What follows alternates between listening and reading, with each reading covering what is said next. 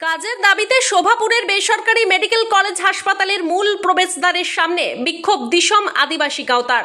অবরোধ করে দেয়া হলো দুর্গাপুরের শোভাপুর থেকে মহুয়া বাগান যাওয়ার গুরুত্বপূর্ণ রাস্তা।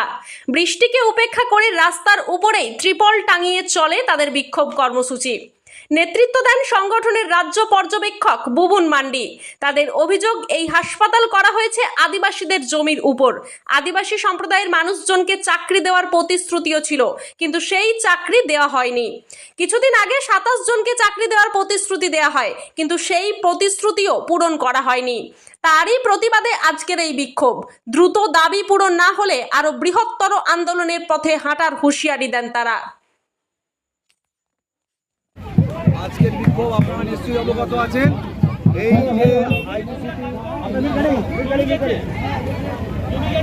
এই যে আপনারা নিশ্চয়ই অবগত আছেন, এই যে আইকিউসিটি হসপিটাল গড়ে উঠেছে, এর পাশে শোভাপুর আদিবাসী গ্রাম আছে। দীর্ঘদিন ধরে আপনারা জানেন যে জমিতে এখানকার স্থানীয় আদিবাসী মানুষরা চাষাবাদ করে খেত দীর্ঘদিন ধরে।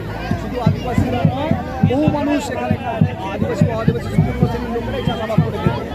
কিন্তু যখন আইকিউসিটি হসপিটাল হয়, তখন এডিডিএ বা আইকিউসিটি হসপিটাল কর্তৃপক্ষের সাথে কথা হয়। এখানে যারা জমি দখল করে যারা কাজকর্ম করছিল, চাষাবাদ করছিল, তাদের একটা করে চাকরি দেওয়া হবে। প্রথমে বলা হয়েছিল তাদের জন্য বেড প্রায় 50টা সংরক্ষণ করে রাখা হবে, যে কোনো অসুবিধায় তাতে যারা সেবা পায়, জরুরি পরিষেবা পায়। কিন্তু এবং তার সাথে একটা সাইকেল স্ট্যান্ডেরও কথা ছিল, যাতে যারা জমি হারিয়েছিল তারা একটা রোজগারের জায়গা পায় এবং তার সাথে একটা করে কাজ।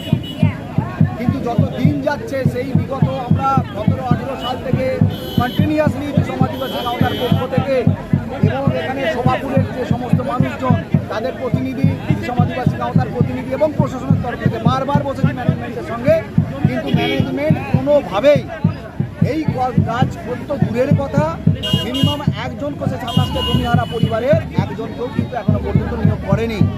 যার জেরেই আমরা এই লাস্ট 2 মাস আগে, 3 মাস আগে আমরা যখন লাস্ট দুর্গাপুর থানায় বসেছিলাম, এখানকার ম্যানেজমেন্ট, দিশম আদিবাসী গাঁওতার প্রতিনিধি এবং গ্রামের প্রতিনিধি মানুষজনের, সেখানে আমরা বলেছিলাম যে যত শীঘ্রই সম্ভব মিনিমাম নয়, ম্যাক্সিমাম থেকে ম্যাক্সিমাম এখানকার যেসব মানুষ তাদেরকে নিয়োগ করা হোক।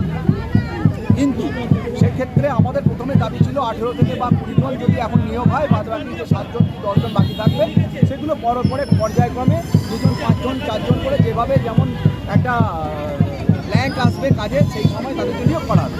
কিন্তু সেখানে সিআই স্যার নিজে দাঁড়িয়ে কথা বলেছিলেন, না, কেউ যদি নিয়োগ হয় 2 জন 5 জন 10 জন বা 12 জন নয়, একবারে 27 জন এখানে নিয়োগ করা হবে।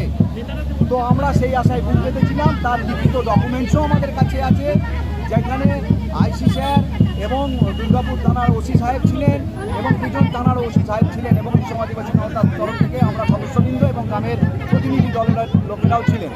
তো সেইখানে আমাদের এই গত 4 দিন আগে ডাকা হয়, বলা হয় আইকিউসিটির নাকি রোজগার কম, পেশেন্ট হচ্ছে না, তাই জন্য কোনোভাবেই এখানে আর কাউকে নিয়োগ করা যাবে না। এখন যারা এলিজেবল, বিশেষ করে যে 10 জন বা 12 জন মানেকে নিযুক্ত করা হবে, আর বাকি যারা বাদ গেছে 27 জনের মধ্যে, তাদেরকে যে ভেন্ডারের মাধ্যমে এখানে কর্মী নিয়োগ করা হয়, তারা বলছে তারা বয়সের জন্য তাদেরকে কেটে বাদ দিয়ে দেওয়া হয়েছে।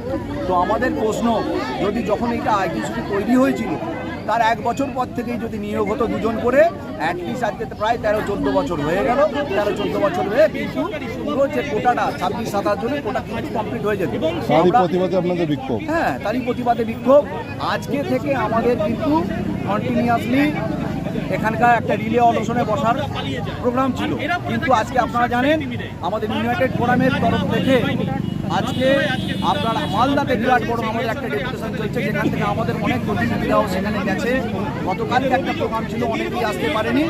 আমাদের বিশেষ করে এই বর্ষাকাল আপনারা জানেন আদিবাসী যে সমস্ত মানুষজন চাষাবাদ করে খায়, এবং সেই চাষাবাদের জন্যই কিন্তু আমরা প্রোগ্রামের শিডিউলটাকে চেঞ্জ করেছি। এই চাষের কাজটা শেষ হোক। আমরা যদি আজকে আমাদের এখান থেকে প্রতিনিধিরা গিয়ে কথা বলবে, যদি সঠিক পদক্ষেপ ওনারা গ্রহণ করেন, আগামী দিন কিন্তু এই আন্দোলন বৃহত্তর হবে।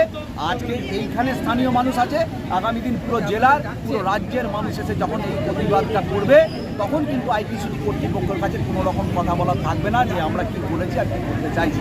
আমরা দিশম আদিবাসী গাঁওটা সাধারণ মানুষজন এবং এখানকার যারা বসবাস করেন, যাদের জন্য আমাদের এই আন্দোলন, তারা কাজ পেলে তার থেকে ভালো কিছু হয় না।